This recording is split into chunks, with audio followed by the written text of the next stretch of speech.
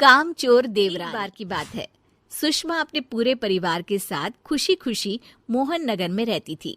उसकी 2 बहुएं थी, पल्लवी। एक दिन दोनों बहुएं रसोई में काम कर रही होती है कि तभी उनकी सास सुषमा उन्हें बुलाती है। अरे बहू, जरा इधर तो आना। शिवानी, जरा जाकर देखना सासू माँ क्या कह रही हैं। दीदी आप ही देख लो ना जाकर, आपको भी तो सुनाई दे रहा है। अरे मैं आटा गूंद रही हूँ ना, तुम चली जाओ। हाँ तो मैं भी तो सब्जी काट रही हूँ ना दीदी। अरे बहू जल्दी आओ। ओह, ये तो जाएगी नहीं, मैं ही जाकर देखती हूँ कि क्या करना है। सुषमा के कमरे में जाती है। जी मम्मी जी, क्या हुआ? शाम को घर पर कुछ मेहमान आने वाले हैं, तो तुम अच्छा सा खाना बना लेना बहू। ठीक है मम्मी जी, आप बता दीजिए क्या क्या बनाना है और कितने लोग आ रहे हैं। सुनील की मौसी जी और उनका पूरा परिवार आ रहा है। कुल मिलाकर 3 लोग और हमें मिलाकर हुए 9 लोग। तो अभी से ही तैयारी करना शुरू कर दो। और हाँ, घर की सफाई भी कर देना, हाँ अच्छे से। जी मम्मी जी, सब काम हो जाएगा, आप चिंता मत कीजिए। पल्लवी शिवानी को घर में मेहमान आने वाले हैं इसके बारे में बताती है। क्या 9 लोगों का खाना बनाना होगा, घर की सफाई करनी है? बाप रे, सासू माँ ने तो हमें घर की नौकरानी ही समझ कर रखा है। ऐसा नहीं बोलते शिवानी, हम इस घर की बहू हैं और घर के काम करना हमारा फर्ज है। दीदी तो है ही सासू माँ की चमची, जब देखो सासू माँ सासू माँ। मैं तो इतना सारा काम नहीं करने वाली। शिवानी कपड़े लेकर गमला साफ कर रही होती है और चक्कर आने का नाटक करने लगती है। मेरा सर चकरा रहा है। तभी वहाँ पल्लवी और सासू माँ जाते हैं। अरे बहू, क्या हो गया तुम्हें? मम्मी जी, बहुत तेज सर में दर्द हो रहा है। तुम एक काम करो शिवानी, आराम कर लो। नहीं नहीं दीदी, घर में मेहमान आने वाले हैं, मुझे आपकी मदद करनी चाहिए। अरे कोई बात नहीं शिवानी, तुम आराम कर लो, मैं सब काम कर लूंगी। ठीक है दीदी, अगर आप इतना कह रही हैं तो आराम कर लेती हूँ। शिवानी आराम से अपने कमरे में मैगजीन पढ़ रही होती है। इसे कहते हैं आराम की जिंदगी। इतना सारा काम। चलो सारा काम खत्म हो गया, शिवानी को देख आती हूँ।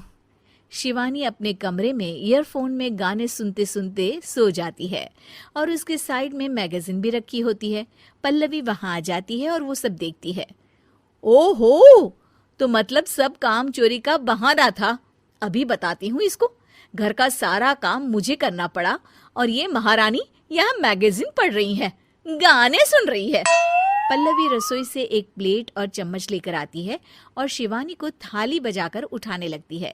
शिवानी अचानक से उठती है।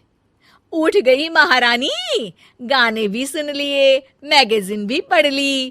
तुम तो बहुत बड़ी झूठी निकली शिवानी। तुमने सर दर्द का बहाना बनाया ताकि काम करने से बच सको। हाँ बनाया बहाना, तो क्या करती, इतने सारे काम करती। मुझे कोई शौक नहीं है चापलूसी का। क्या चापलूसी?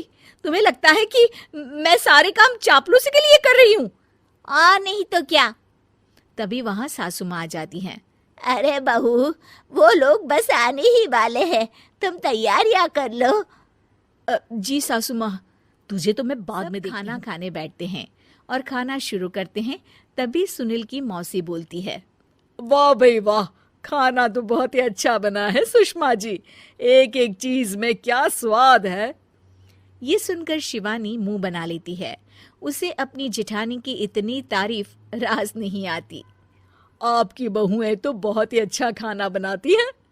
हाँ, बनाती तो दोनों ही अच्छा है, पर आज ना ये सारा खाना बड़ी बहू ने बनाया है। छोटी बहू की तबीयत ठीक नहीं थी, सो इसलिए। मानना पड़ेगा सुषमा जी, आपकी बड़ी बहू तो बहुत ही गुणवान। पल्लवी की तारीफ सुनकर शिवानी को जलन होती है।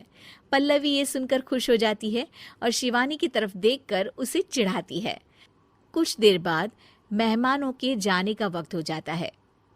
मौसी जी सबके लिए उपहार लाई होती है। वो सबको शगुन के पैसे देती हैं और अंत में पल्लवी के पास आती है।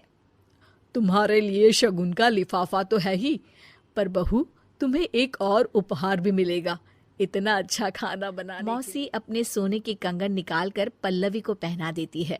लिए। ये लो, ये मेरे मनपसंद कंगन है, अब से ये तुम्हारे हुए। धन्यवाद मौसी जी। ये देखकर शिवानी तो पूरी तरह से जल जाती है और गुस्से से रसोई में चली जाती है। तभी वहां पल्लवी आ जाती है और उसे अपने कंगन दिखाने लगती है। देवरानी जी, अब आपका सर दर्द ठीक तो है ना? मुझे लगता है कि अब सर दर्द शुरू हो गया होगा आपका।